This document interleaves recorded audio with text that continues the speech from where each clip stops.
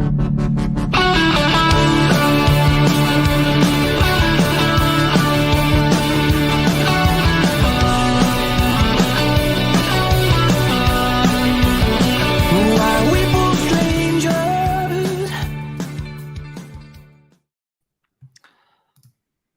everybody. Arit, welcome to the Toon Under podcast. This is the first of our regular live shows. So every Thursday from now on, we're going to be doing a live show. We thought it'd be a good idea to keep it regular so people know when to tune in. It will be 8 o'clock. It'll be 8 o'clock Australian time if you live in Queensland at the moment, but it'll be 9 o'clock if you live in the fake part of Australia, which is Victoria and New South Wales. So yeah, they do the daylight savings, but it will be 10 o'clock UK at the moment. So it will be like that until the clock changes. So yeah, same time, same place each week. It's Thursday, your say, with the Toon Under podcast. I'm Jack in Brisbane, and I've got Craig, who's in Mackay. How are you doing, Craig? I'm cracking, mate. It's a bit different to weather what we're used to come Christmas time. It's starting to get quite toasty here summertime in Australia. Loving the snowy pictures from what I've been sent from back home. I do miss the snow, but you know, we are where we are, and the weather is getting just about perfect, I'd say. I don't think Mackay's ever seen snow, has it? Your part of Queensland. I don't think my part of Queensland has either, to be honest. It gets hailstones apparently, from what I was told from a few lads I was working with, but that's as close as we'd get, I'd imagine. Yeah, well, Keegan was supposed to be here as well, but he's something's happened with his camera or something. He's having his customary technological fuck up, so he should be along soon. But if he was here, he would be able to tell us about hailstone, which they've had in Geelong today, apparently, which is a bit in the technology in Victoria. They're still in the 15th century, I think. Yeah, with everything else we've got down there. They claim that the education state and that they've got, that they're really good down there, but yeah, really, I think, judging by Keegan's technology, I think they're all talk, I think. They don't seem to have proper internet there, so that's the way it goes. But for these shows, what we really want is, because it's going to be the reviews of the midweek games when the midweek games happen, and it's going to be sort of news roundups and previews usually of the weekend show. But what we really want to kind of make the most of it is we want your interaction, we want comments, questions, and we want topics for discussion as well. So give us a message on Twitter, or send us a DM, or get in touch somehow if there's something you really want us to cover, and we'll make sure we get to it in these Thursday shows. And then of course you can put your comments in the chat as well as we're going, as a few people have been doing already, which is good. So the other thing you can do is subscribe. So please subscribe to YouTube and join our membership, which is it works out about 85 pence to become a member, and you get priority comments and a few other little perks. So Craig, mostly I'm just delighted to see that you've still got yellow hair. So that Brentford game was quite a while ago. You seem to be rocking the look a little bit. You look a bit like Peter Lovenkrands. What's going on? This purely isn't by choice anymore. I've been ill the last 10 days or so, but we'll gloss over that. So I've not had a chance to get my hair cut. I've been to work, getting back home from work, absolutely knackered from being ill. And this is on purely by coincidence and accident now, and it will be off the first possible chance I get. But probably now won't be until after Christmas, which is a kick in the teeth. Well, I think it's festive. You could put some tinsel in it or something, or maybe a few baubles, and it would make it look that little bit more shiny. But well, as you know, I'm the least festive person around, and Christmas isn't my favorite time of year. It can do one as far as I'm concerned. So no tinsel, no glitter, no beard decorations, whatever you want to call it. Not that you can call this a beard, to be honest, more like bum fluff. But yeah, Christmas isn't for me. It probably isn't for a lot of people. But I'll keep it for as long as it's in until it falls out. In fairness as well, it's not really right for me to take the piss out of people's hair because I just don't have any hair. Haven't had any real hair since I was about 25. But it was interesting. I went today into Brisbane. I had 4 hours to myself, which was a real treat while my wife Katie was getting her haircut, and my daughter was at daycare. And I went into the barber shop because that's what I do every few weeks to get my head shiny. And I went in and I said, "Oh, I just want a 0 all over, please." And he was like, "All right, that's all right." So he started doing the 0, and then as he was halfway through that, he said, "Oh, do you want me to use the boulder?" I was like, "What? What's the boulder?" He's like, "Is it?" He was like, "Oh, it'll get all of your hair off. You'll have nothing left." I was like, "Oh, okay. That sounds interesting." So he could have told me that I would look like John Joe Shelby. I've got a proper John Joe Shelby head here. Honestly, I've been making my wife and my daughter feel it all afternoon. It feels really it's proper skin to the skin. So I'm quite pleased with this. I'm looking a lot like the egg, like John Joe, and I'll take that. Keegan, good of you to join us. You've had a few little technological problems down there in Geelong, apparently. Yeah, something different, but hopefully everything's back on track and we're all sorted now. Not like you to have technological fuck-ups, is it? Really off-brand, isn't it? We'll be disappointed if it gets to it and you actually everything runs smoothly for you. You know, it just wouldn't be. Yeah, right. I know. Yeah, I know. I thought you might be. I thought you might be at another concert because that's all you seem to do these days. How many concerts have you been to in the last few weeks? Oh, only 3. That's not much. 3 more than I've been in this year. That's quite a lot. No one goes to Mackay. You've got youngish kids as well. How do you pull this all off? One of them come with me to the last one, so that was a win. Who was it? Who was it? Steps or someone? No, the Killers. Oh yeah, okay, yeah. And then we've got Arctic Monkeys in a couple of weeks, and that's just about it for the next 12 months, I reckon. It's been 3 years without nothing, so it's good to get them all out of the way. All right. Oh well, nice of you to join us anyway. I'm very pleased you're here. Yeah, makes 2 of us. Well, 3 if Craig's pleased as well. Yeah, come on, mate. Well, he didn't say, so I didn't want to say for him. All right. So what we're going to do is we're going to look over the Bournemouth game. The real football's back. How good is that? And some people would probably say that the World Cup is real football. And if you look at the World Cup final, there's a fair argument to say that was probably the realest of real football because it was absolutely phenomenal. But yeah, the real football's back. Newcastle's back, and we've beaten Bournemouth in the cup. So I think it's really good that we had this cup game after the World Cup and before we kick the league campaign off again. Probably about half the Premier League teams, a little bit more than that, have had this opportunity to get some minutes in the legs. But yeah, it was on beIN Sports here. So I've got this dodgy box which I pay for, which I get basically every channel in the world ever. So I had beIN Sports, but it wasn't working with the English commentary. So I had some good. I think it must have been Qatari commentary. Some kind of Arab commentary was on.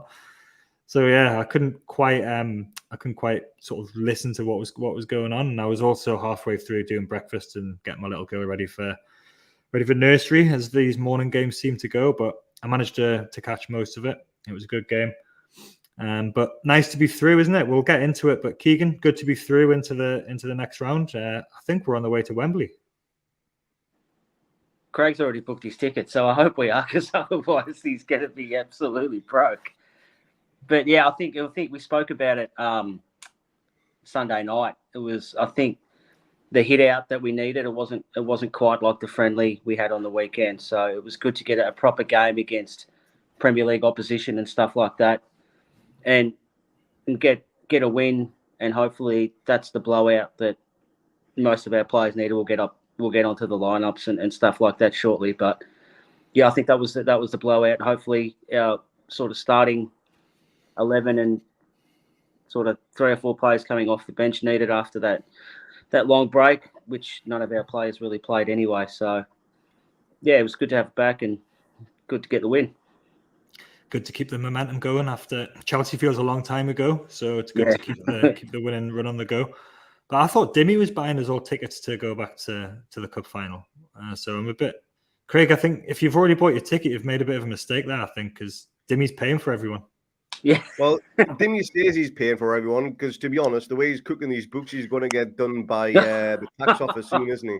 So Dimmy might be watching KO from a prison cell, as far as we know.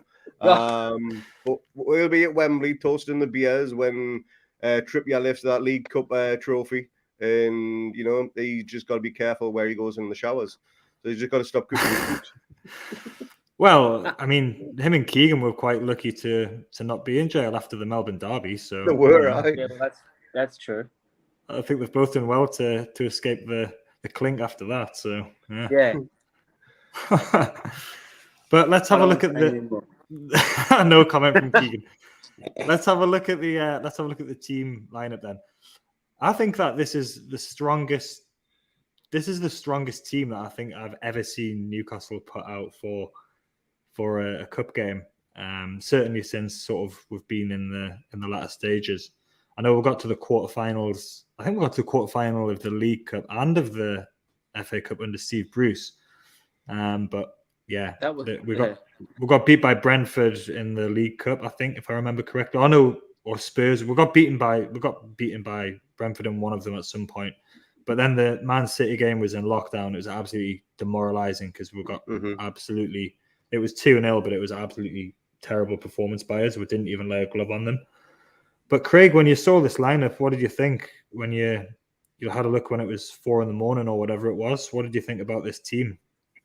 Very pleasantly surprised. I expected 1 or 2 fringe players to come in, maybe the likes of Anderson, Target.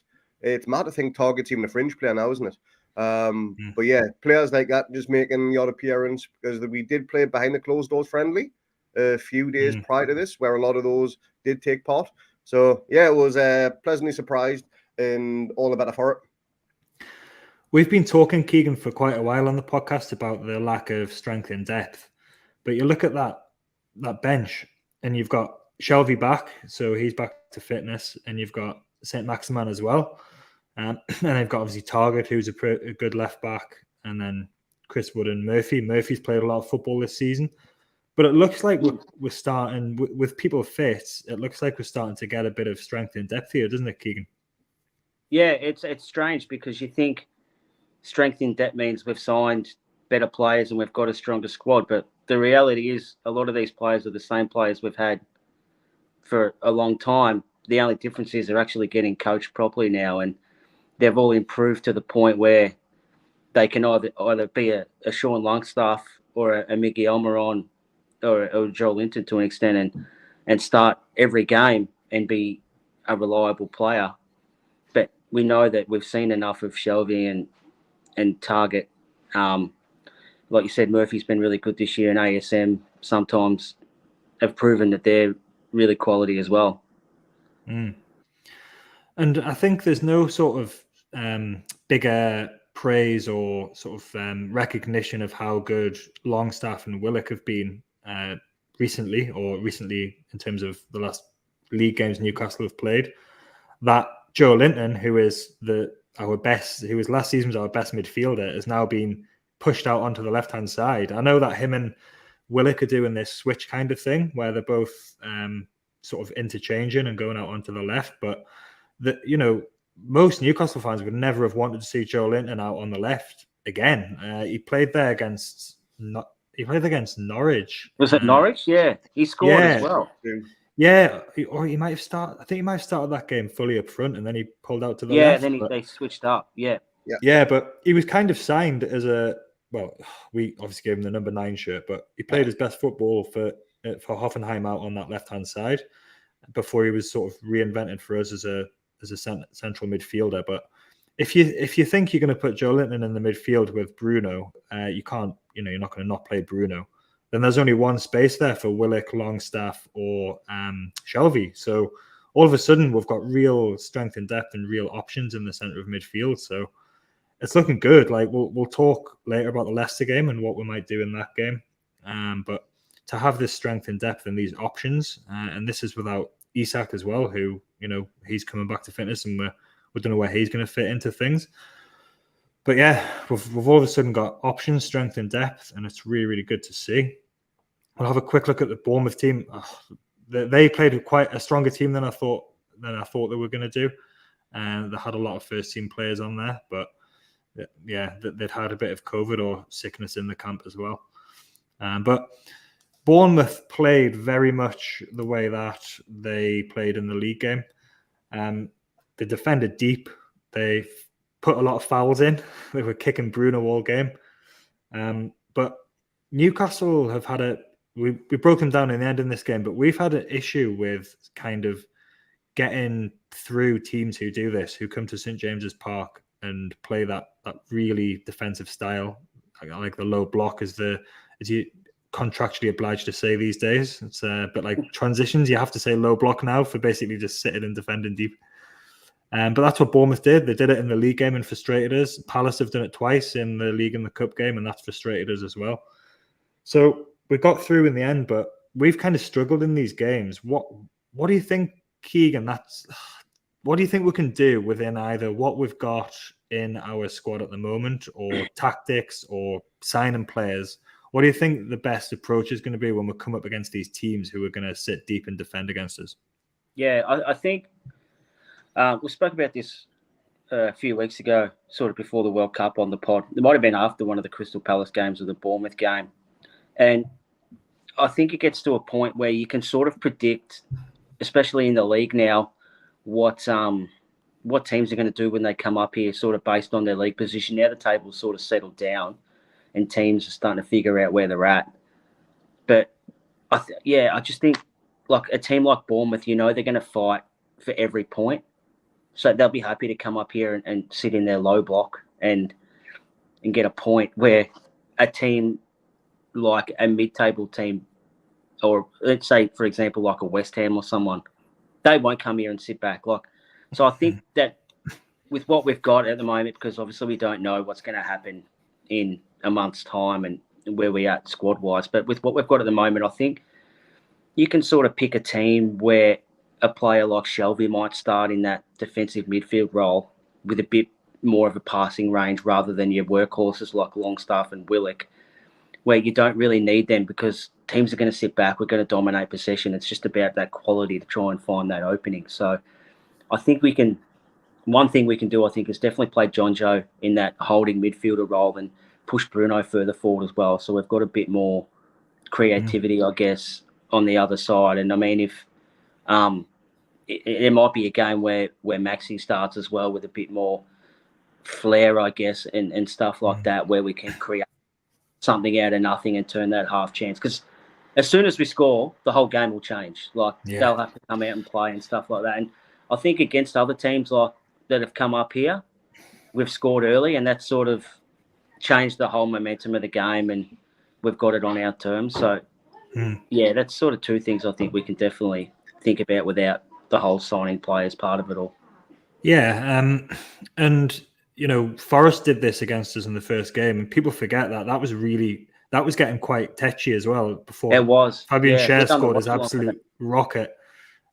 So we could have sort of a similar thing could have happened in that game, but then Brentford came and we scored early, and we hammered them. And Villa came and they tried to kind of play a bit, and we hammered them as well in the end. So.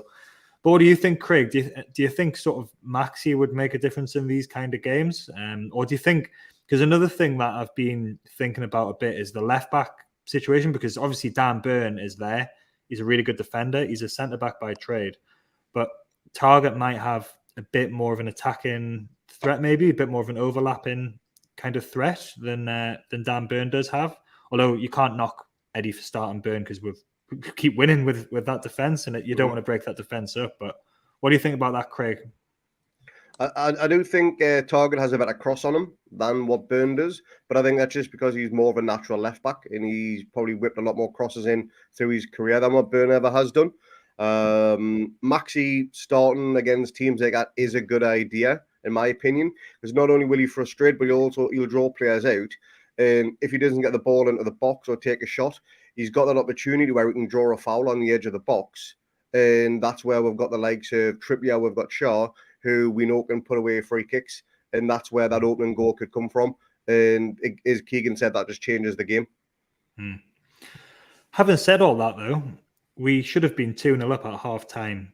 God, without even breaking sweat, really, because there was a disallowed goal, which we didn't have VAR in this game. If we did, it might not have been disallowed. But Wilson scored, but it seemed like Willock was given offside. He was lying on the ground, and the ball he was apparently interfering with play. He touched the ball, I'm not sure. But Wilson put it away, and then the linesman didn't give it initially, so everyone thought it was a goal. And then all the Bournemouth players started shouting at the linesman, and then he did give it all of a sudden. So I don't know what was going on with that, but I mean, I've seen a still photograph that looks like he wasn't even offside anyway. So I think if we had VAR in this game, that might have been overturned, or the linesman might not have given offside in the first place. What was your view of that one, Keegan? I didn't. So unfortunately, I'm in a position where I start work at 7:00, so I could only watch the highlights. But from what I've seen on the highlights, it looked like they judged like Willock as offside, but for interfering in play, basically. But I don't even think he was offside then.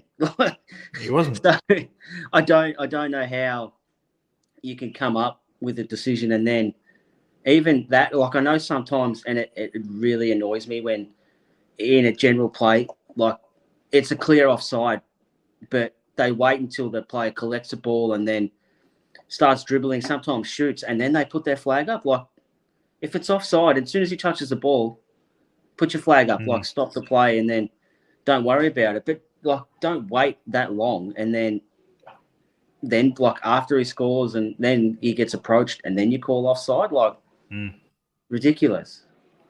It felt a bit like the Bournemouth players started shouting at them, and then they thought, oh, that something he must have been offside. So then they gave it, which seems like very weak officiating.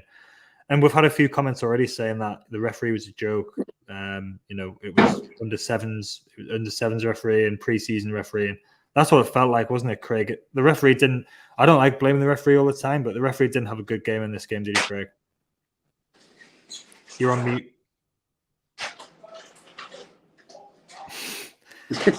Craig, you're on mute. There we go. I'm glad he was muted when he said that. Yeah. Now, if anything, it was almost comical towards the end because the decisions were just laughable. And like you mentioned earlier, Bruno was getting 7 shades of shit kicked out of him. And some of the free kicks and the decisions were just pathetic. This was a game where VAR was actually needed. And previous games, though, VAR would have actually ruined the game, but it would have actually helped in this one. But yeah, it can only get better as far as the refereeing goes. And I think next round, VAR is implemented as far as the tournament progresses. So hopefully we get a decent ref and we get some common sense from him as well. Yeah, I don't like VAR. I'm well on the record as saying that I'd be happy if it was scrapped altogether. But like when you've been the victim of VAR, like we have been in the early part of this season, and I'm never ever going to forget that Chelsea game last season where we just got fucked at least twice from VAR. So when you've been a victim of it, you kind of want, like, you get used to it and you kind of expect that you can have it and you can use it to your advantage. But yeah, it was the ref had a bad game, had a bad night, but luckily it didn't matter. But we should have been 2-0 up because Miggy as well. Miggy doesn't have a right foot. We all know that. Actually, Dan Burn did get forward on one occasion and put in a good cross for Miggy. I don't know if he was trying to pass it back or if he was trying. I don't know what he was trying to do, but he hasn't got a right foot, so he should have just gone for it with his left, and he would have put that one in. I'm sure Miggy was a pirate in a former life because he had a peg leg at some point. I'm sure he was. Because there is absolutely no way he had a full right leg in a former life because it is useless. I'm predominantly left side, but even I would took that away with my eyes closed. That's absolutely a joke of a miss, if you ask me. Well, I'm not going to give Miggy too much grief because he's been phenomenal this season. But yeah, that was a bad miss. I don't know if it's something that you'd think that it could be coached. They can coach him how to at least be able to use his right foot to like do something sometimes instead of what it currently is, which is just for standing, isn't it? You can't kick with it at all.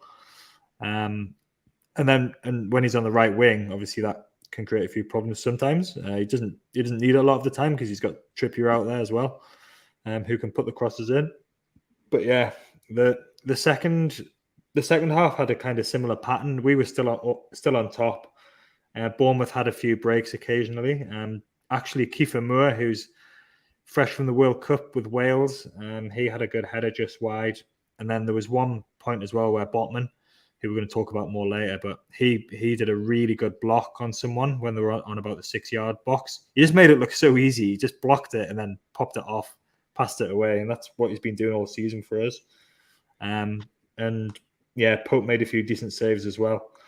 But on 67 minutes, we got the goal, and we were good value for that. So it was a good move, actually. I didn't realize at the time what a good move it was until I watched it back.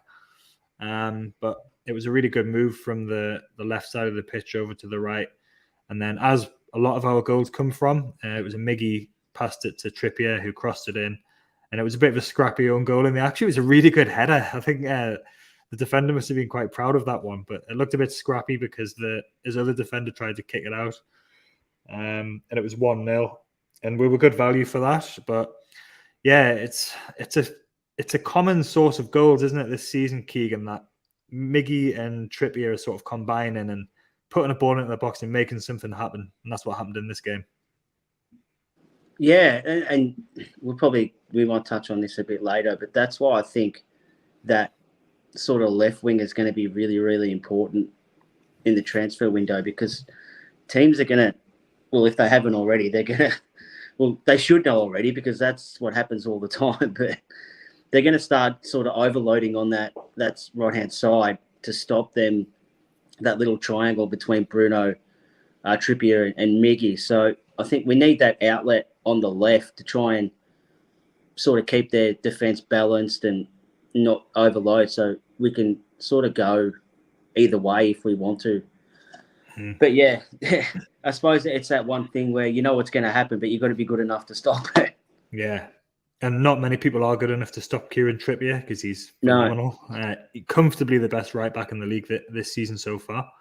In terms of the stats and just his general performances have been amazing. But Maxi came on as well, Craig, and although he didn't perform that well himself necessarily, he seemed to draw players to him, which is what happens every time. He kind of draws a couple of players to him, which creates space for others. And he did have a bit of a chance, which ended up with Wood putting it over the bar when he should have scored. But he made a difference, didn't he, in this game, Craig? Well, people have got opinions about Maxi, and we'll talk about him again and again and again, but he looks like he's fit. There was a slight doubt about him for this game that he had an injury, but yeah, he made a difference when he came on, Craig, and he played quite well. He did. He had a few little glancing runs, few little tricks and flicks. It looked like he was back sharp again. I know we all had a little bit of a bitch and moan when Eddie announced that he was carrying a bit of an injury again, and I can't stay fit, get rid of him, blah, blah, blah. But if he can get to how he was towards at the start of the season, especially against Man City, then he's going to regain that starting place, which is what we all want. Because non-form Maxi is a very dangerous Maxi. Yeah.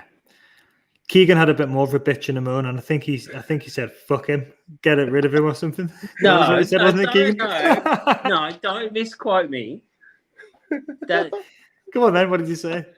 I said, "Fuck him off." That's what I said. All right, okay. Yeah, and I don't care if he has a little 20-minute cameo against sort of disinterested Bournemouth side. That's not going to sway my judgment at all. I just think for what he's produced the last 12 months on the pitch and off the pitch. Like, I don't know anyone who gets injured and just goes, like, flies back home to another country to get treatment when we've got at the club at the moment, we've got great medical staff, our whole sort of medical team and area's been updated and modernised and stuff like that. I just don't know how they tolerate it. Maybe they let him go because he's more trouble when he's around and he's injured and he's annoying more people, so they let him go to try and make everyone else sort of operate better, and he's not a distracting influence on the dressing room. But when he's good, he's good. Like, don't get me wrong, but we can't have a Man City Alan St. Maximum for 2 or 3 games a year, and the rest is either injured or shit. So that's my reason why get rid of him. No, yeah, I was taking the piss a bit, but yeah, no, he's he's a difficult one, and this is going to be something that is going to keep on happening while he's still here. There's going to be question marks about his commitment. There's going to be issues about his fitness. The fact is that the team has been good without him for quite a long time. Jacob Murphy was doing really well last season, around this time last season, or just when we started that good run, because he does more for the team. However, he can't do what Maxi did against Man City, which was basically terrified the best team in Europe for the whole game. So there's questions over him whether he can continue doing that. He just doesn't seem to, like Bobby says here, he doesn't seem to be able to play system football. So the big challenge for him is whether he can do that. And if he can, then he's going to be a massive asset, and he could be one of the best players we've ever had, potentially, if he can show his talent on a consistent basis, instead of performing at a 9 or 10 out of 10 for maybe one game out of every 10. You need more than that, and that's why managers like Howe obviously trust people like Jacob Murphy more, who are going to give you a 7 out of 10 or 6 or 7 out of 10 every game instead. So it's a really interesting one to watch, and Can I throw something out there? What was the last player who has been as polarizing as him? Was Ben Arthur the last one where you get 50% of people think he's amazing, and the other 50% are going like he can't play. Like he's when you have them. Yeah, I think Ben Arthur, everyone knew how amazing he was, and I think because Pardew was the manager, there was a lot of negativity towards Pardew for not playing him. There's a comment here from Rico. ASM will be the new HBA when he's gone. Probably already is. Remembered with rose-tinted glasses when he's really been there 20% of the time. That's probably fair. But then at the same time, though, he has Maxi basically has saved us from relegation. Last season, he got 5 goals and 5 assists, and the season before. And he did play 30 games last season as well. So it's a hard one, really. Bobby said Mitro as well. Mitro was polarizing. That's probably a good shout. I think a lot of people were against him. A lot of people were for him. But I just think they must reach a point with these players where managers just think that it doesn't matter how good they are. Like, if you're not getting more out of them on a consistent basis, they're probably just more hassle than they're worth, maybe. I'm not saying that Max is at that point yet, but I think he's going to have stage now. Right. I think he's going to. I don't think we're there yet, but I think he's going to have to. I think he's going to have to show for the rest of this season that he's able to do this and play for Eddie Howe, or I think he might be on his way. And the club will also be thinking about, can they make some money from him to then reinvest it. I wasn't necessarily planning on talking about Maxi in this way because he came on and he changed the game and he did quite well. But this is just an example of the conversations that are happening, that are going to keep happening around him until he either leaves or until he can find some consistency and play well for us regularly. Like Rico says, no injury love Bruce. Bruce just let him go out and do what he wanted, which a lot of players probably like that. And he probably looked better because he had no responsibilities when he played. It was just the whole team was geared towards give the ball to him. And play where you want. Something. Play where you want and do what you want. And that's what he did. And that's why he looked good a lot of the time. But we will be talking about Maxi again and again, I'm sure.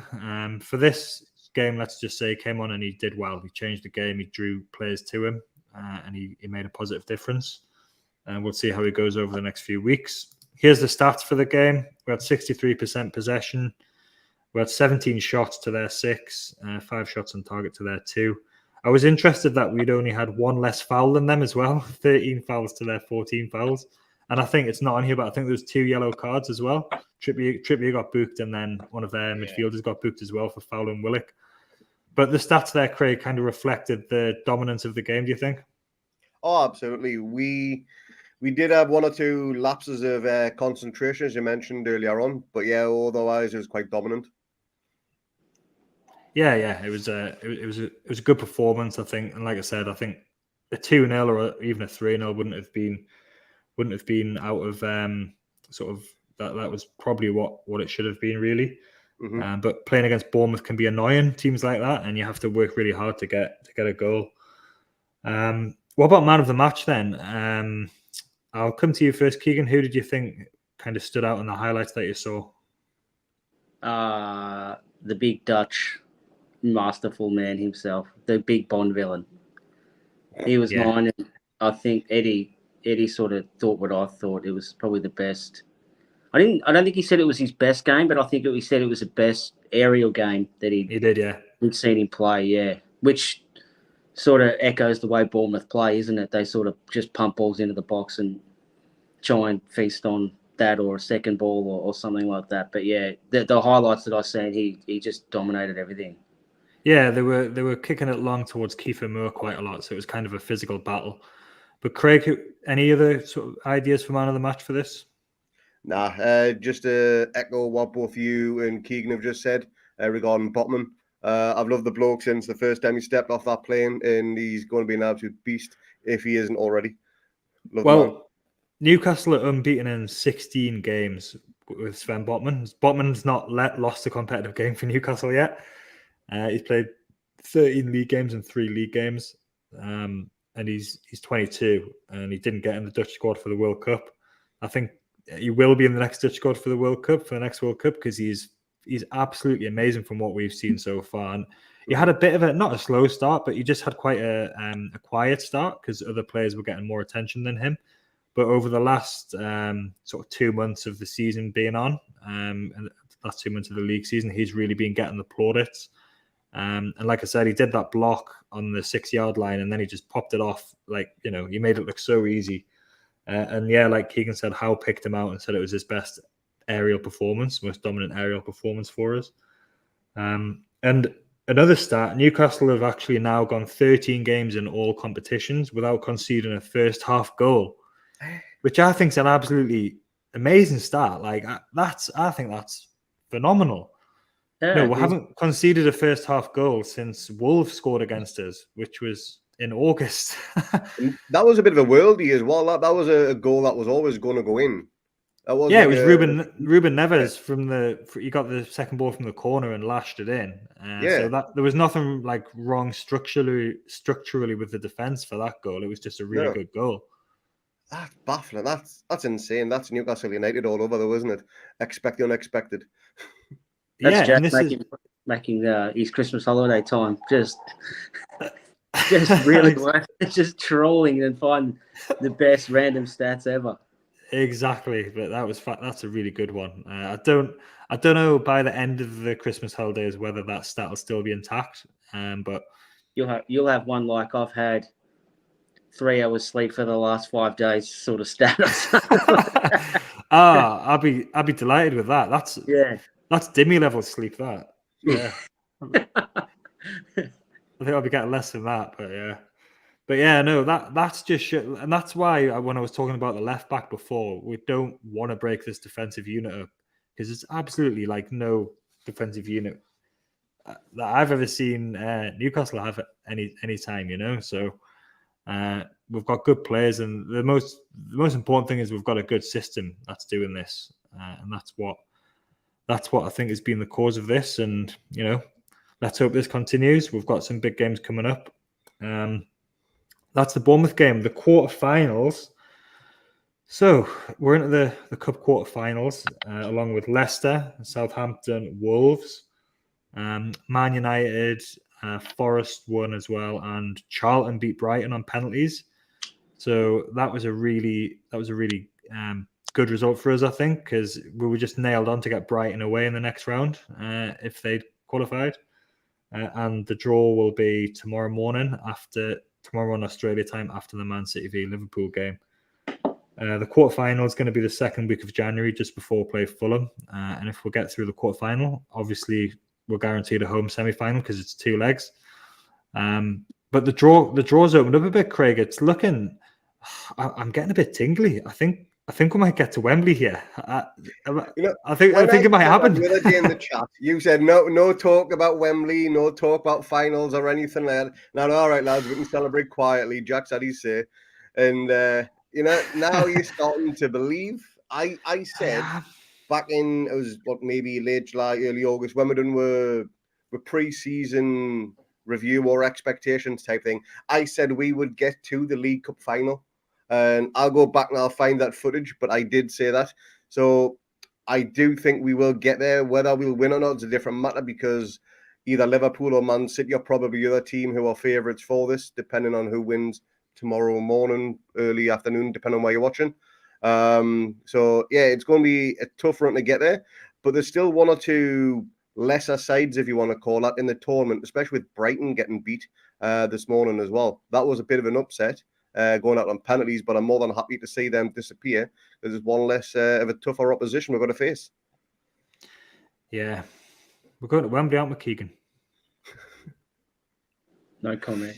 I don't want to get caught up in the excitement of it all. It's like playing cricket. You just take each game on its merits, and then once we can get to Wembley, then you start thinking about it. But what was your phrase? Your phrase a few weeks ago. Be where your feet are. That was it. Yeah, be where your feet are. Exactly. Yeah, that was a good one. Yeah.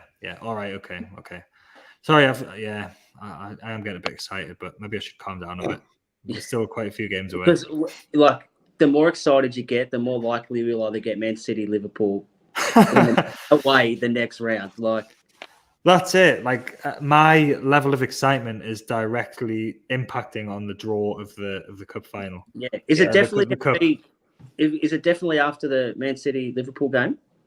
I think so. Well, I assume so. Yeah, I assume so.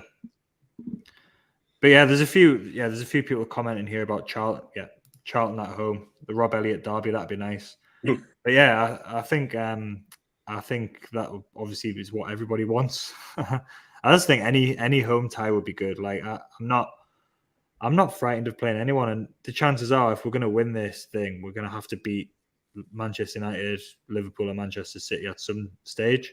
So why not get them in a home game? We've already frightened Man City this season, and there's also a chance that Liverpool and Man City might not necessarily be taking it seriously as well, because they've got Europe to think about. They probably won't at this stage, but I think the further we get, the more serious. So maybe that could be a good chance to try and get them now while they're not sort of playing their best 11. Well, I was just going to say that the next League Cup games, I think, are sandwiched in between Premier League and Champions League games. So they're going to have their big focus on them, especially Champions League for Liverpool, because the title's not going to Merseyside this season. So they're going to be a big push for the Champions League. So hopefully they put all the focus on that if they beat Man City. All right, so we are going to win now. Okay, let's leave it there. Right, that's enough on the League Cup. We're going to have a very, very quick 10-second break, and we'll be back, and we're going to talk about the Leicester game, but first we're going to talk about some of the academy players who've been playing a little bit and making a little bit of a name for themselves lately. We'll be back after this.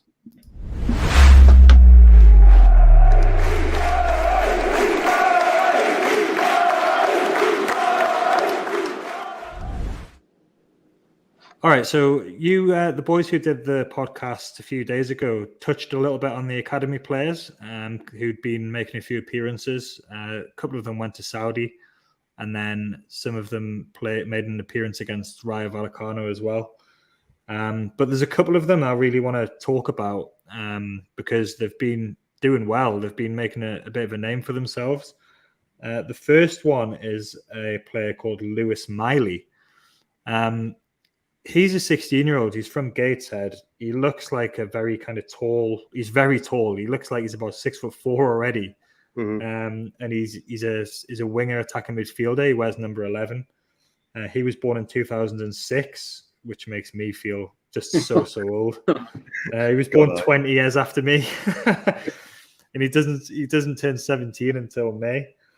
But we saw a 4-minute YouTube compilation of him, and that prompted Craig to start comparing him with Paul Gascoigne and Peter Beardsley.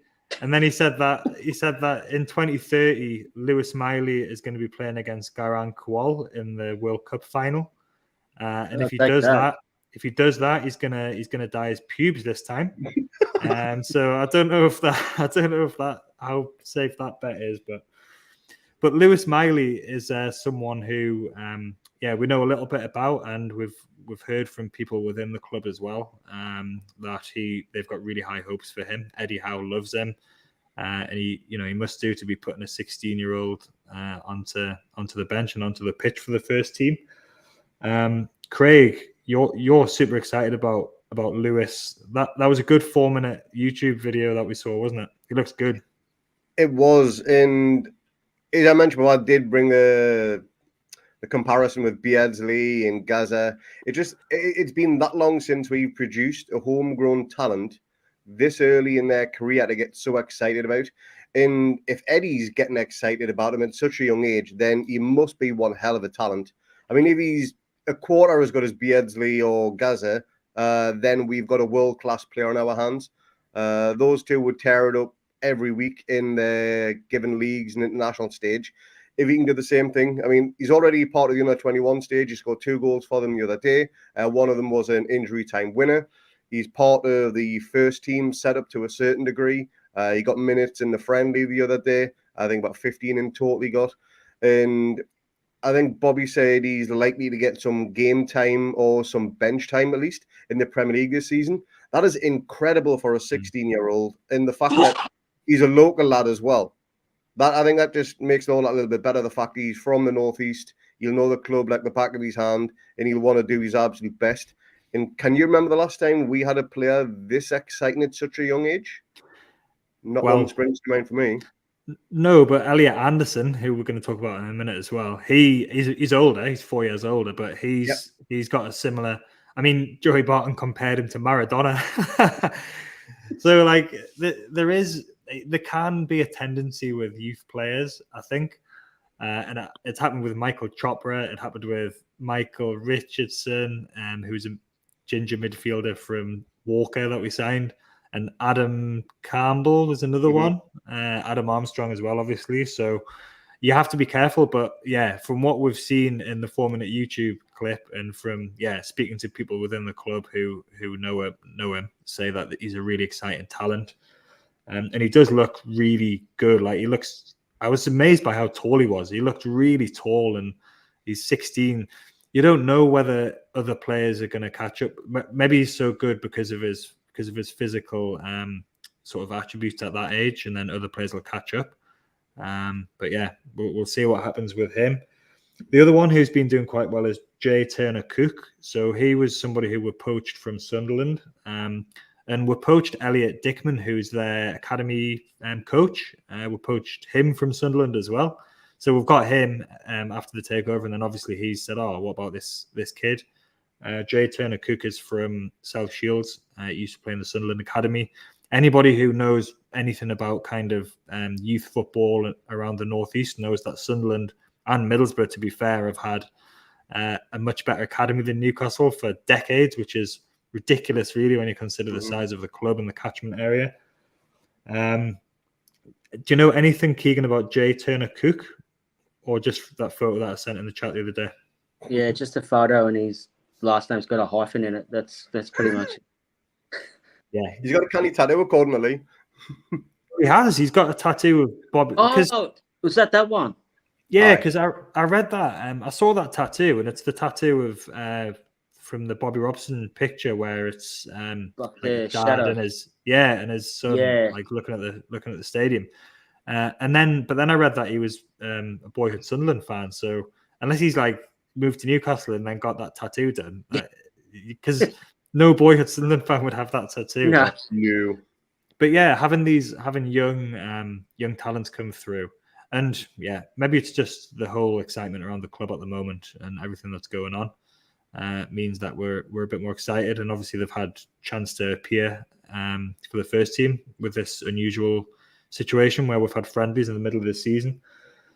But I want to just touch on Elliot Anderson as well. He's had, I think, 7 appearances this season. He could have gone on loan to any number of championship clubs at the start of the season. I think he's looked good when he's come on, and he's had increasing minutes on the pitch as well. Like, he started off with 5 minutes and it got up a little bit, but he's also missed the matchday squad a few times. He's had injuries, or he just hasn't been selected.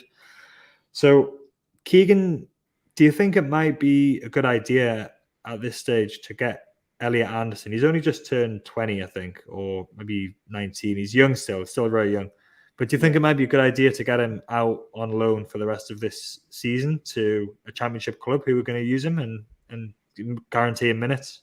Yeah, 100%. Yeah, I think it was the right idea to keep him here for the first sort of part of the season and see how he develops, training with the first team every day, and how he sort of fits into how we want to play and all that sort of stuff. And I think that's the right decision. But unfortunately for Elliot, there's been a lot of players who we probably thought were going to be on the fringes of the side who have actually become permanent fixtures and stuff like that. And it sort of stifled his progress to an extent. So I think definitely that's something to look at maybe towards the end of the transfer window.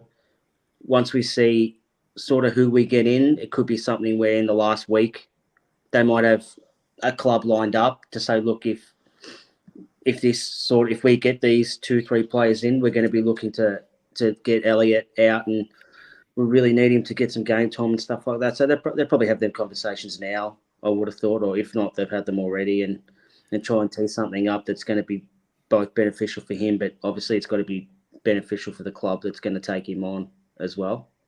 Yeah, at least you know that the club's going to have a proper plan for him this time. But what do you think, Craig? Do you think it might be because you're always keen to get him on the pitch? You're probably more than any of us are always wanting him to start games, and start of the year. Yeah, captain. Yeah, but no, I feel that way as well. I'd love to see him play more. It's hard to get him in when the team are doing so well, or when the games are in like a kind of on a knife edge situation. But would you kind of send him out on loan for the rest of this season? Depending on the transfer activity in January, if we make a few first team signings, then yes, it would have to be Championship or maybe even the SPL. I think anything below those is probably just going to be detrimental to his development again, because I don't think the quality would be there. The Championship or the Scottish Premier League would be a good move for him. I know a few of our players from past seasons have went to the SPL and it's proven to be good for those. I think Longstaff had a spot up there. Tim Krull went up there for a good while, and quite a few others as well. So maybe that could be a place for him. We'll certainly toughen him up as well. Championship, you can get a good kicking in there too. But yeah, depending on the activity in January, I think that's going to be key. But otherwise, absolutely, he needs to go because he's not getting the game time we all want him to have. Oh, he was far too good for League Two. Like, he absolutely ripped that league up. He was the best player Bristol Rovers have ever had in their entire existence, I think. But yeah, he's too good for that level. I think he's got Premier League quality now. It's just it's hard to get him into the team. I think he's probably above Ryan Fraser in the pecking list for that wide position. But Maxi's back now as well, so I think definitely if we sign a wide player, I think he'll definitely be away. But yeah, I mean, like we said before as well, the midfield's got strength and depth as well now. So I agree. I'd like to see him out maybe to Middlesbrough with Michael Carrick, or I also, for some reason, I always think Swansea would play good football, even though they might not anymore because it was about 10 years ago they're in the Premier League. But someone like that anyway, where he's going to be guaranteed game time. But that's obviously that's a difficult thing to find, because like clubs who are fighting for the playoffs or the league, unless someone's outstanding, they're going to want to stick with what they know if they're doing well as it is. So yeah, I think the most important thing for him is going to be to get minutes. So even if he goes to a mid-table team and he gets plenty of minutes, I think that would be good for Elliot. And I'm sure he's going to be back next season and part of the first team squad, because you can just tell he's got that quality about him when he's on the pitch, and when he comes on, he makes a really big difference. That's a little bit on the academy. We'll see what happens there. This is probably one of the most exciting aspects of the takeover. The fact that the academy is going to be properly resourced. We're going to be picking players up, like we've obviously got Garang, Qual, and there's going to be many more like him who follow, and hopefully before long, because the under-21s seem to have been as bad as the first team for a long time. They seem to lose out all the time, every week. So I think that's going to change soon, and it might be a few years before we see the fruits of that, but that's what Dan Ashworth is obviously working on as well.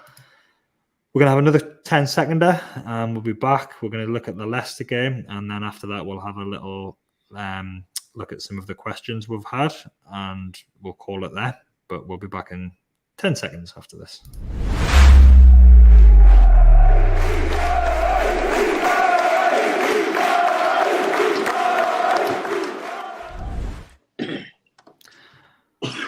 Right, so we've got the return of the Premier League.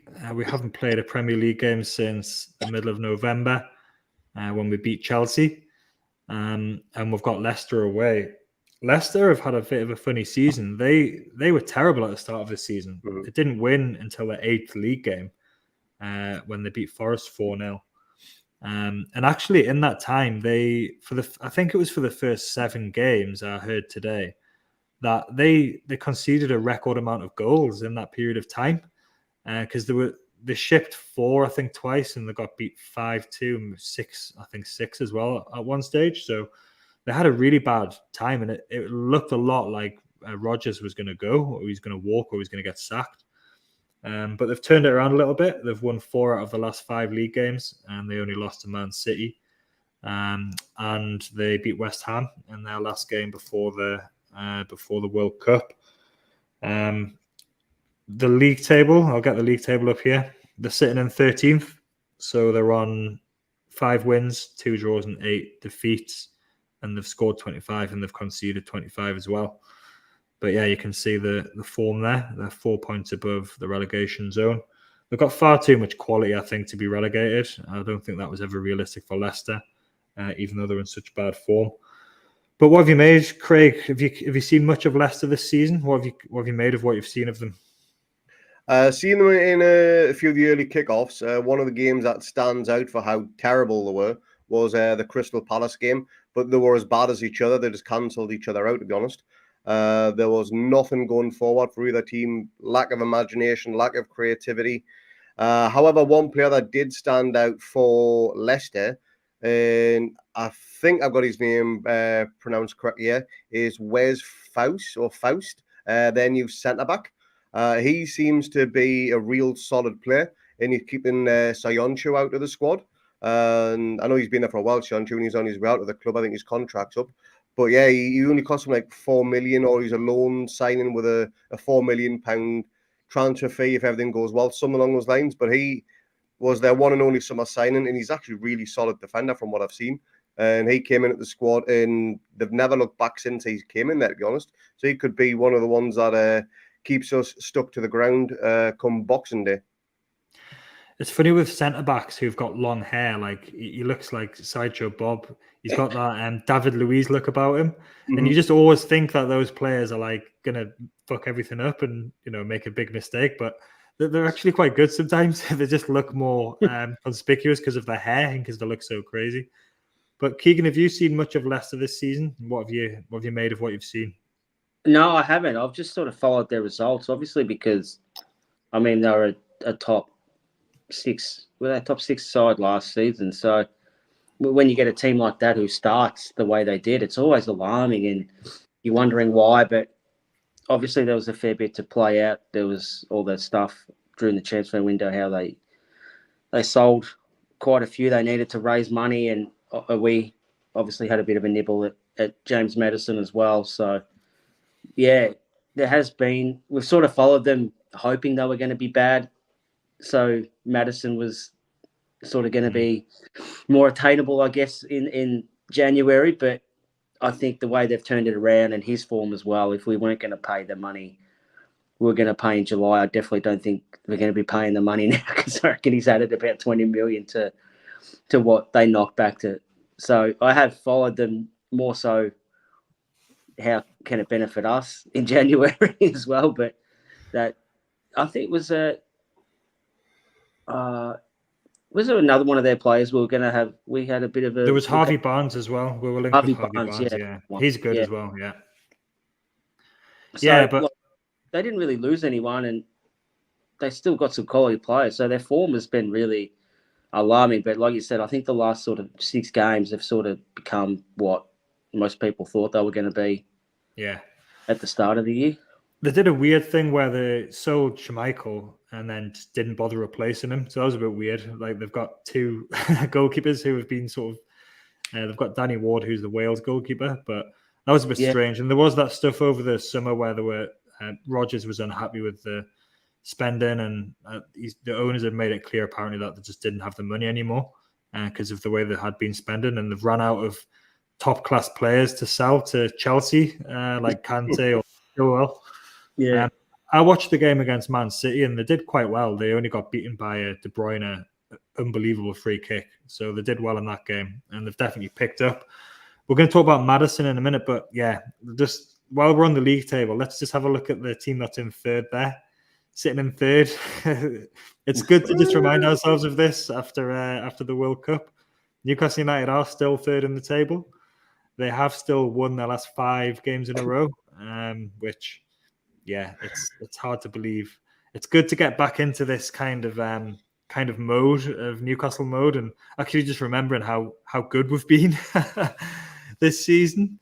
I was listening to a few podcasts that were they were basically saying that they didn't think we were going to be able to keep this up. So as far as I'm concerned, people can keep saying that, and we'll see what happens. But we're in a very, very strong position. The next 3 games will be difficult, but it's such an amazing thing to see that league table. And we're only 10 points off safety, which is great, isn't it, already? Yeah, so I noticed that Dexter had commented earlier saying that we're only 10 points off safety. So some of us are still in that Newcastle mindset of not being too excited. But I think I've probably felt for like probably 5 or 6 weeks now that it's probably, I think Spurs was the one where it was like, we're really good and we've just beaten a really good team away. And it's fully deserved. And all of like said before in the podcast, all of the stats, all of the metrics back up that we're good. We're a good team. It's going to take a drop off for us, significant for us to not at least qualify for Europe in some form this season. But let's not get ahead of ourselves. We've got to win the League Cup before then anyway. So yeah, there's that first. But just talking about Maddison as well, Maddison has got 7 goals and 4 assists this season, and he's been directly involved in 11 of Leicester's 25 goals. So that's 44% of their goals that he's played a part in. He didn't play in the cup game yesterday, Craig, and it looks like he was in Dubai. Last I saw on there. I think he'd had a little break after not playing any minutes at all in Qatar, and he was on holiday in Dubai. So I don't know if he's going to make this game. He'd obviously made those comments as well, where he was talking about the Newcastle players talking to him. So there's maybe something still going on there. Do you think he's going to start this game, Craig? Do you think we're going to try and sign him again? No and yes. So I hope he doesn't start anyway, because he's obviously a danger man for them, and he's got a decent record against us. But yeah, I do think we will go in for him again. I do think that little comment he had during the World Cup interview was literally a case of, look, I am interested. Come back in for me. I will sign if Leicester say yes, type thing. He'd be one hell of a signing. I just hope he misses this game. Not because of fitness, just because he needs to be rested or whatever, because I'd hate for him to be injured. Then we sign someone who's already crocked. But yeah, he's definitely their talisman. He's got something like 11 goal involvements already this season, if not more. 11, yeah, which is insane for a team that was struggling, didn't win anything in their first 8 games. I think you said that is incredible turnaround. But he's not the only danger man they've got. Like I said, Harvey Barnes. They've also got Tielemans. He's a cracking player who's just coming onto good form before the World Cup. So, yes, he is one of their key men, but he's not their only one we've got to take our eye on. That's a good little segue into the Leicester team. This was the lineup they played against West Ham in the last game that they played, which they won. They had the back four, and then they had Sumare in defensive midfield. He's the one that we were linked with. That we apparently, for some reason, when he was at Lille, we bid like 40 million for him, completely out of the blue, when Steve Bruce hadn't even asked for him or something. One of those weird things that Ashley used to do. But he's not been that good for Leicester since he signed. But yeah, you've got Tielemans' quality. Like, he's so good. I don't know. Every time I see him play, I just think, apart from when Joe Willock's pulling his pants down at St James's Park, he's fantastic usually. Maddison's been playing off the right, which is interesting, because if he signed for us, then would he be maybe sort of fighting Miggy for that position, or would he be playing more central? You're not going to say no to a quality player like him anyway. So versatility is good, and he's only 25. Like you said, they've got Barnes on the left, and Patson Daka's been quite good up front as well. Anything you're looking at there, Keegan, that you're thinking you're worried about, and how do you think sort of we can counter what they try and do in this game? No, nothing that sort of jumps off the page and that's not obvious. Obviously, Maddison's form's been fantastic this year, and he's definitely going to be one to watch. But yeah, I don't know what to expect. It's really hard given the break, and I think we were pretty flat, like we spoke about, against Bournemouth. And I mean, Leicester haven't had a game, so they're going to come out a bit at flat and rusty as well. So it's going to be really interesting to see, even just to see the difference between the teams who have played their League Cup game and the teams who didn't play a game. To see Leicester did play, but they had a game against MK Dons and they won 3-0. Easy win for them. Yeah, they did play. Like League Cup, I think it's a bit better standard. I think there's a lot of good teams still in the League Cup. Yeah. The game will probably be a bit more intense because there's something to play for rather than just try and get your legs back under you against MK Dons. Yeah. So yeah, it could be not just this game. I think it could be one to watch over the weekend.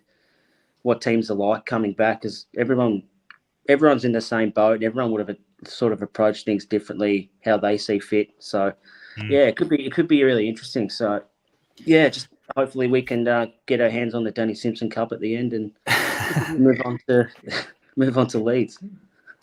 The Leicester game last season, we got beat 4-0, but it was really not a 4-0 game. I had a look at the stats earlier from that, and this was the game where Maddison dived to win a penalty.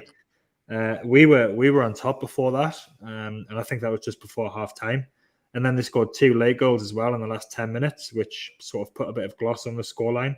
But we actually had more shots than them. We had 12 shots to their 8, and we had 53% possession as well. So it wasn't a 4-0 game at all. It was around Christmas time as well. It was in December, just before we had a really busy run.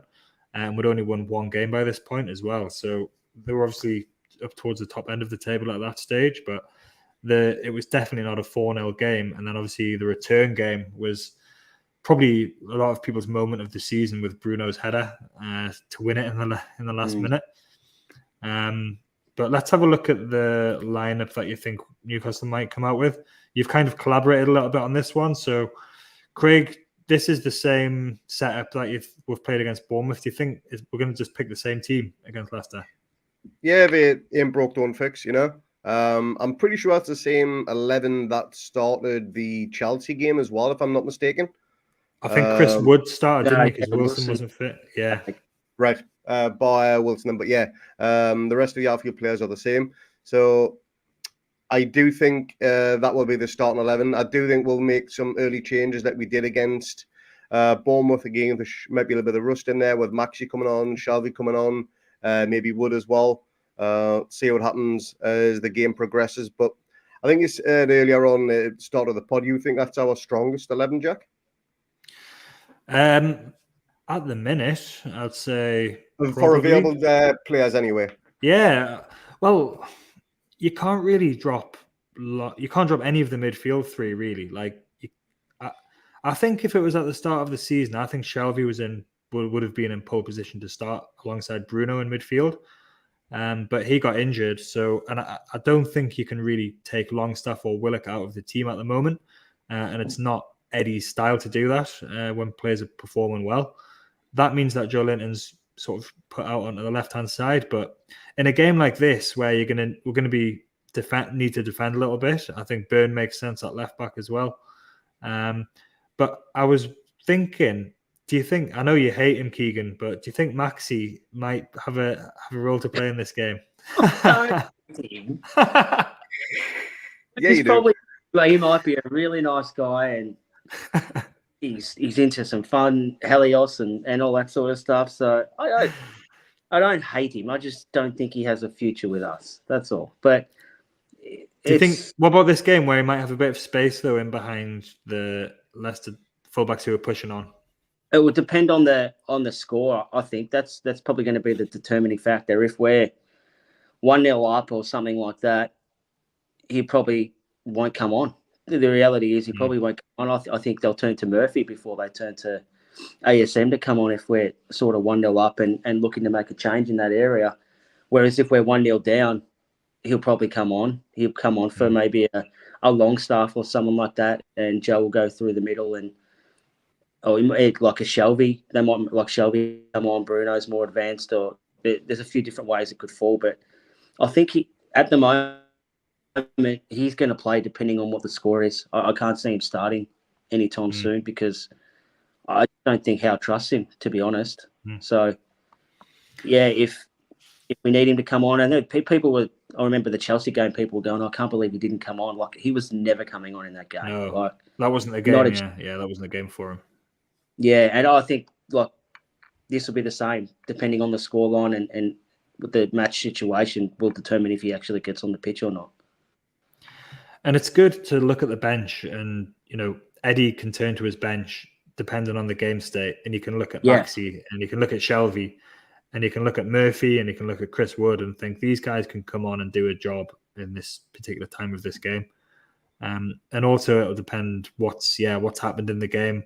How are Joe Linton and Willock doing together? Because sometimes they're really good with the interchange, but Leicester are a good team, so we're gonna have to defend well as a team, and hopefully, it's a really hard one. It's hard to say. There's been such a long break, so there's going to be sort of difficulty in knowing how things are going to go in that sense as well. And does the form from beforehand have any bearing whatsoever on this? What about some predictions then? How do you see this one going? Craig, I'll come to you first. I'm going to go 2-1 away win. Keeg? I'm going to say 0-0 draw. I think it's going to be a shit game, and we'll sort of both teams just flat after having such a long break, and it just won't have the energy of what we've had sort of the last 10 games of the season, I guess. This is the kind of one previously where I would have said, I think that might just go for the draw, and that would be a really good result. But Eddie, that's not how Eddie Howe's brain works. So he's probably going to be looking at this and thinking, let's just go for the win. And then we've got Leeds at home a few days later. So if we can get, and we've got Arsenal. So if we can get 4 points from these two games, that's my kind of ingrained mindset to think, 4 points would be good. But that's not what Eddie's thinking. He's thinking 6. Yeah. I don't think we're not going to try to win. I just don't. I just think it's just going to be a stalemate of rust and things like that. Like both teams will be trying to win the game. I've got no doubt about it. But whether they can do it or just cancel each other out is going to be the thing to look at. Yeah, I wouldn't be at all upset with a 0-0 or a 1-1. I think that would be perfectly acceptable return. Get a tricky away game out of the way, and then move on to Leeds. Right. Another quick 10-second break, and then we'll be back, and we're going to do some of the questions that we've had coming in before the show.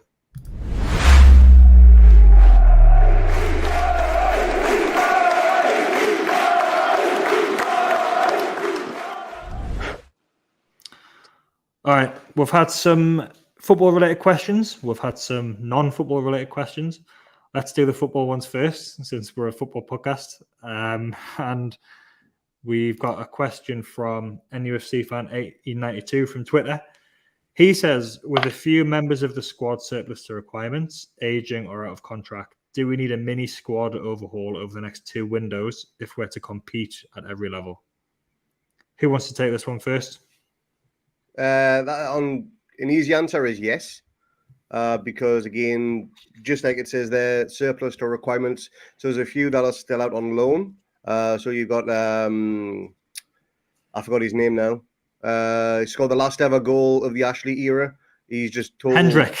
Jeff Hendrick, yeah. That's how exciting he is to me. Jeff Hendrick, he's still got 2 years left to run. I also Kieran Clark, is his contract up? Has he got another year to run after this one?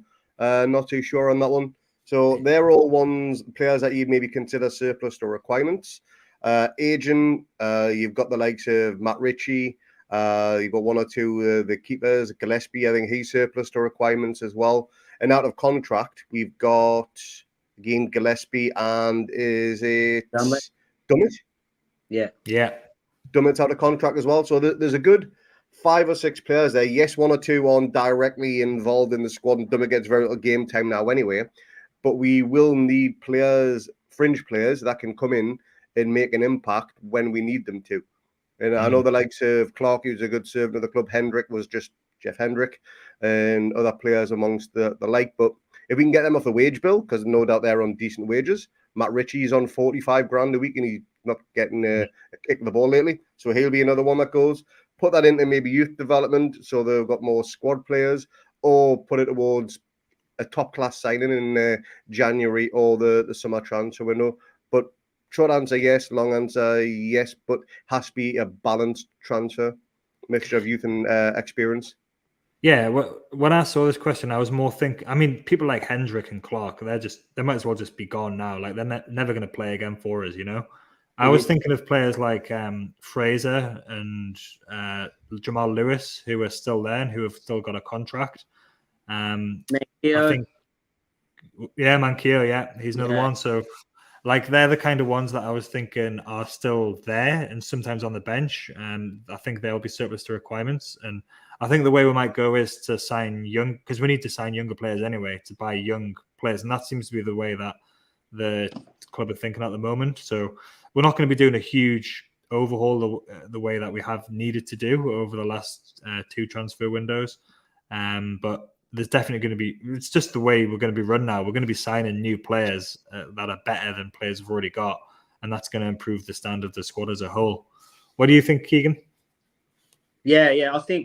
I don't think we need to do it, as in we don't need a mini squad overhaul. I just think it's going to naturally happen over the next 2 windows. Like we'll probably get rid of probably eight players that are sort of in and around the squad over the next 2 windows and bring in upgrades basically in all positions. And then, like you said, come the start of next season, we'll be in a lot stronger position squad-wise than what we are right now, which is crazy when you think about it. Like we're 3rd in the league, but our total squad's probably not great. It's definitely not great compared to the other teams who we're competing with at that end of the table. But so, I mean, that's what makes our position even better is the players we've got compared to what they have, and we're above all but 2 of them. Yeah, and I've banged on for a long time about the need to sell players as well. Like that's going to be part of the club's strategy from moving on. Like we're actually going to have players that we can sell for actual money now, instead of having to give them away and still pay half their wages. So let's just use Jacob Murphy as an example. He's been good for us this season, but he has now got a value that he didn't have previously, because somebody might be interested in picking him up and giving us maybe 6 to 8 million, something like that. And then that's going to be help to fund a signing or somebody's wages kind of thing. So that's part of the thinking that will be behind the club now. It's actually joined up thinking, and they're actually doing things in a sensible way now. And then, like Keegan said, I think the standard of the squad the levels will naturally rise because of that. And if we can bring these young players in, saw that the Brazilian midfielder Andre Santos, he looks like he's gone his way to Chelsea. But there's Perone, the Argentinian. So if we're going to put players like him in, then that's going to increase. It's going to bring the age down, which we need to do as well, and it's going to increase the overall quality of the squad. And we're going to be I think we're going to have Europe next season in some form as well. So that's going to mean that players are going to get more minutes as well. So that's a good question. It's interesting to think about that. And I think that it'll just be part of the natural progression of the club from now on, that the squad's going to get better, which is something that we've never ever been able to say before. Even before Ashley, when we had a good season and we didn't strengthen from a position of strength. I think those days are gone now for Newcastle, and that's the way things are going to go. On that topic, there's a question from Malk here. Who would be your dream signing? Keegan, I'll come to you first.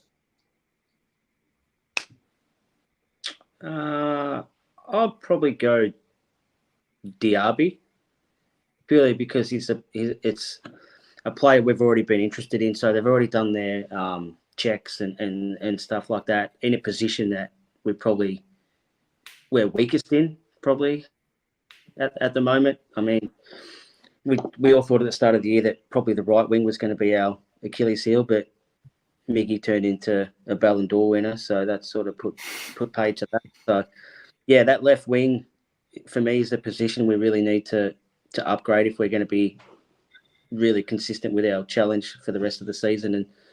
And and like I said earlier, it's that position where we can actually keep the defence stretched and not just overloaded on the one side, because I know we do have threats on the other side of the ground. So, yeah, he'd be my dream signing at the moment. What about you, Craig? Well, I don't know if you're aware of the striker who plays for Stoke. He goes by... What was that, Keegan? Peter Crouch, was it? No, Dwight York. Oh. Dwight Gale even. Dwight Gale. Yeah, Dwight Gale. Yeah. Striker for Stoke. He's quite good, apparently. He knows where the net is, so I wouldn't mind getting him. Apparently, he's quite a talented lad. But Gapco. He would be the one for me. Yeah. There's very loose rumours flying around that we are interested in him. Whether those rumours are true or not is anyone's guess. But yeah, he's tearing up Eredivisie like it doesn't exist at the minute. And he had a Canny World Cup, scored a few goals, created a few as well. And hopefully Botman's in his ear, on the phone to him every day on WhatsApp, Snapchat, showing him the stadium. And if we could get him, that would be a marquee signing and then some for me. I've not seen a lot of those players because I don't watch the Bundesliga or the Dutch league. But I think I would be really excited if we signed Maddison, just because I know him and I think he's really real quality and he's the right age profile. So he'd probably be the one that I would say would get me the most excited. Other than something stupid like Mbappe, obviously, which is just not going to happen because we're not going to let him be the director of football, which he seems to be at PSG. But yeah, I'm not sure if we're going to actually go big on anyone this window. I wouldn't be surprised if we didn't, and I wouldn't have a problem with that because I think I trust the club to do the right thing. But I think we'll definitely be adding significant quality, if not January, then in the summer. I think we'll definitely be going down that route. Another football-related question from Dexter. What's your favourite ever Christmas Toon game? His was the Leeds 4-3 in 2001. I can't really say anything different to that. I saw that it's to the day today. Mm-hmm. So there's been highlights of that going around. We did our review of the classic season 2001. It was 2001, 2002. That was that one when we were top. That came a few days after we'd beaten Arsenal as well. So that's definitely probably my favourite. I do remember a game against Middlesbrough on Boxing Day as well, which we won 3-0. For some reason, I remember that one. That sticks in the mind a little bit as well. But yeah, anything different to that, Keegan? No, that was my favourite. It's probably nearly my favourite. It'd definitely be on the podium of my favourite ever games, I reckon. I don't know why. It was peak Newcastle. It was on like prime time, like I think it was 7 a.m. in Australia. Viduka scored as well, so they had that Australian feel to the game as well. So it ticked every box. But yeah, like Dex said, that Arsenal game that followed it first time they won at Highbury. I think it was 28 games or something. They haven't, not in Highbury, in London. In London, won yeah, for about 28 50 games years as well, or something. Had Yuri Geller down there doing something Spoon for a bender. win, apparently. Yeah, like that week, that was just a crazy week. Yeah, it was brilliant. Like, there's not going to be any topping those two games. Right, that's it for the football questions. We had a couple of others. Big fan of the pod, Marcus Didius Falco asked, what is the best alcoholic beverage to drink after a Toon victory? Craig? I think you all know what this question is going to be, and I get a lot of stick for it. But I do like the odd alcoholic ginger beer. So screw you lot. But not otherwise, it would be a glass of Southern Comfort with a little bit of coconut ice. That's my liquid chocolate. That thing just goes down so smooth. It's my top tipple at Christmas. But even if it's the match finishes at 7 a.m, you're still gonna take a little ginger beer before you go to work. If I'm not at work, no. If I am at work, no, I won't do. If I am not at work, then the beers will be flowing until I fall asleep, which won't be long after, to be honest. You'll be hungover by 10 a.m. 9. What about you, Keegan? Normally something very stiff and strong that can put me to sleep, because like most of our games are in the middle of the night. If we win, we're buzzing. We're staying up waiting for this photo. Sometimes it's 4, 5 a.m. So you need something with a high percentage of alcohol in it to really just hit you like a sledgehammer and put you down for a few hours. Yeah. I remember the Leicester game last season. I think it was Easter Monday or something, and it was the morning. Oh no, it was a night game, because I remember waiting for Serena's photo to come out, and Yeah. I woke up in the morning because I had about an hour's sleep or 2 hours sleep, and I was buzzing, and I was like, maybe I should just have a beer, because I didn't have to go to work, and it was 6 a.m. I decided against it, but. Yeah, it's hard. It's hard when you live in Australia, because you can't really drink alcohol after the game, because it's the morning or it's the middle of the night, and you need to go to bed because you've got to do stuff the next day. So usually the best time is before the game, especially the early kickoff games on a Saturday, 10:30 p.m. They're nice. You can have a nice IPA. I like a nice IPA before the games. Question from Lisa. This has nothing to do with football whatsoever, but is Die Hard a Christmas movie? Like, age-old question. Craig, your wife has asked this question, so you can answer it first. Well, I'm always under the impression, yes, it is a Die Hard movie, and if you think it's not, then you're just wrong. Simple as. A Christmas movie. It is 100% a Christmas movie. It's set at Christmas time. The bloke who gets shot and taken down the lift or the elevator, whatever you want to call it, yeah, he has a T-shirt or shirt written on him. Now I have a machine gun. Ho ho ho! What's more Christmassy than that? You know, that is my idea of Christmas. Some bloke dead in a chair with a machine gun. It's perfect. Best Christmas movie next to Home Alone. I've not watched Die Hard for a lot of years. Keegan? Get it watched. Yes. I don't have time watching movies, Craig. Come on. Yeah. I've watched Bluey 100 times. Yeah. Yeah, Die Hard definitely is a Christmas movie. Yeah. Now, it's the debate isn't, is it a Christmas movie? The debate is, where does it rank in the Christmas movie pyramid? So it's up there. It's not, I think Home Alone's probably I was my going to say, favorite. it's not quite Home Alone, is it? No. Like, Merry Christmas, you filthy animals. Yeah, I made my family disappear, or yippee-ki-yay, motherfucker. It just depends what sort of mood you're in. All right. From movies, our final question. From movies to music. This is from Dex. Okay, fellow Geordie expats. Keegan's not a Geordie expat, but he does like music because he keeps going to gigs every day.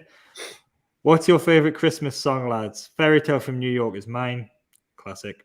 Your missus' Christmas Eve piss up on the Toon would start off at Dobson's, then hit the key. Keegan, what's your favourite Christmas song? Oh, I'm the Grinch when it comes to Christmas songs. So the last month, every time the missus and kids, we all get in the car and go somewhere, we sort of take turns in picking songs and going in order, and then 3 picking Christmas songs, and I'll just put on something completely different because I don't want to listen to Christmas songs. But for the sake of the for the question, I've got 2. One's it's called "Don't Shoot Me, Santa" by the Killers. That's a great Christmas song. But I think the best Aussie Christmas song is what you love, Jack, as well. It's "How to Baby" by Paul Kelly is the best Christmas song. For people who don't know this song, it's there's a lyric in it which says it's the 21st of December. So that's why yesterday, pretty much all over social media, I was talking about Gravy Day, because it's an absolute... I'd never heard of this song before I came to Australia, but it's a song that's written from the perspective of somebody who's in prison and he can't see his family and his kids. And it's absolutely amazing song. It doesn't have a chorus, but it's just brilliant. And it reminds me, it gives me such nostalgia about moving to Australia and the first time I heard it, and it's just gives me that feeling. So that's my favorite Christmas song. It's probably one of my favorite altogether songs of all time. How to Make Gravy by Paul Kelly. Gravy Day, 21st of December, which was yesterday. Craig, you don't like Christmas at all, do you? So you're not going to give an answer to this. I'll give an answer, and it's probably when the whole of the UK decided to go against Simon Cowell and not get his Christmas #1 from his whatever random talent show he was doing at the time. And I think it was when Chop Suey by System of a Down made Christmas #1. So that's my choice. Fair enough. A late honourable mention.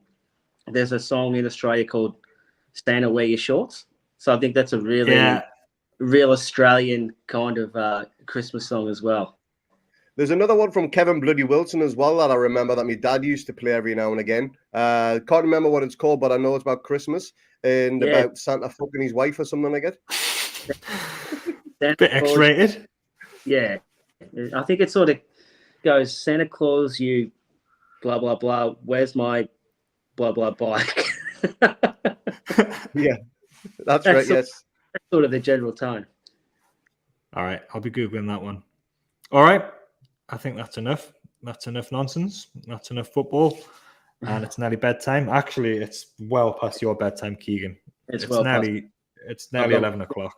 One day at work to go, so look forward to that. Thanks very much for everybody who's tuned in, who's listened to us. This has been really good. The first of our regular Thursday shows. So we'll be back next Thursday for another live show. That one's going to be a preview of the Leeds game. We'll be back before that for the Leicester review, which will be, I don't know. It gets to that time of year where like all of the days merge into each other and no one knows what day of the week it is anymore. But yeah, there's a lot of football coming up, so we'll be back. We're back full time. We're back on board. So 2 shows a week at least, and then there'll be a few watch-alongs as well.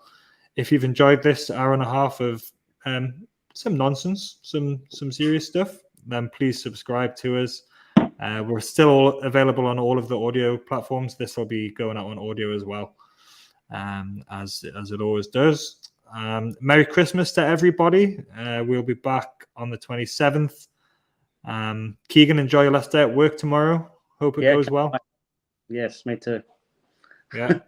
And Craig, the Don of Mackay, please keep your hair like that, because I'm not going to be a friend when you shave it off. Okay. Oh well, you're lost. Merry Christmas. Cheers, everyone. I will speak to you soon. Cheers, lads. Hey, boys.